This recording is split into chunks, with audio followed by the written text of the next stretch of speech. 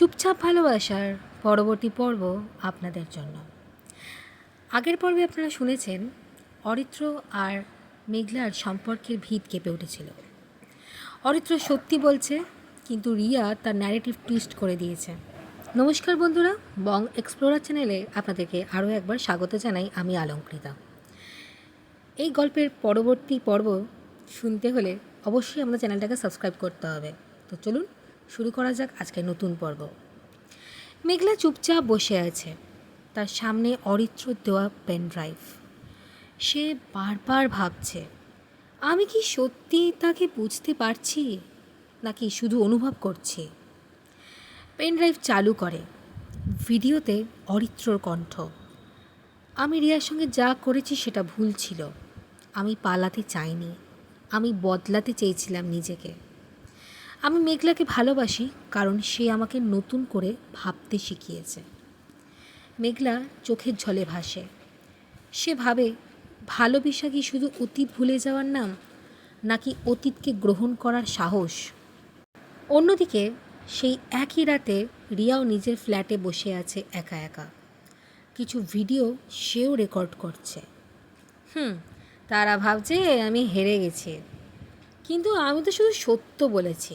অরিত্র যা করেছে সেটা ক্ষমার যোগ্য নয়। তার চোখে এক অদ্ভুত জেদ। সে বলে, মেঘলা যদি সত্যি জানে তাহলে সে অরিত্রকে ছেড়ে যাবে। আমি শুধু তাকে সেই সত্যটা দেখাতে চাই।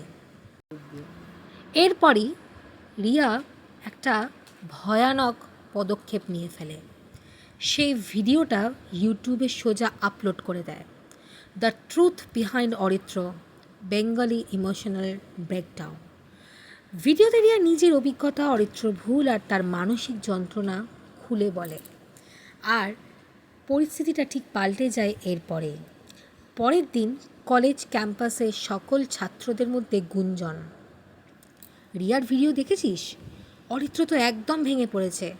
মেঘলা কি ওকে ছেড়ে দেবে? অরিত্র ক্লাসে ঢুকতেই সবাই চুপ। তার চোখে ক্লান্তি, মুখে গিল্টি। সে জানে এবার হয় সব হারাবে, নয়তো সত্যের মুখোমুখি দাঁড়াবে। বিকেল 5টায় নদীর ধারে। এত সব কিছুর পরেই মেঘলা রিয়াকে ফোন করে ডাকে। রিয়া আসে, মুখে একরকম বিজয়ী হাসি।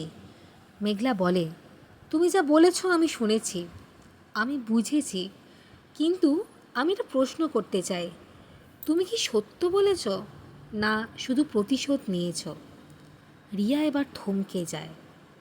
আমি শুধু আমার যন্ত্রণা বলেছি। মেঘলা বলে, তোমার যন্ত্রণা সত্যি, কিন্তু তুমি সেই সত্য দিয়ে অন্যের জীবন ভাঙতে চেয়েছ, সেটা কি ঠিক? রিয়া চুপ, তার চোখে জল। সে বলে, আমি শুধু চাইছিলাম কেউ বুঝুক আমি কি হারিয়েছি।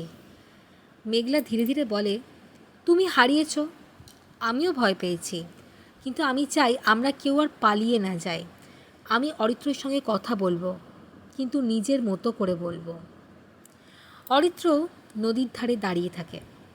মেঘলা হাসে, তার চোখে জল, মুখে দৃঢ়তা।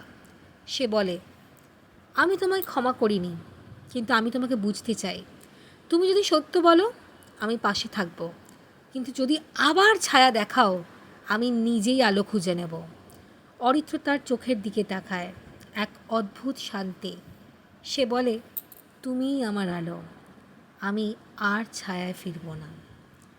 সো কেমন লাগলো আজকের পর্ব অবশ্যই কমেন্ট করে জানিও।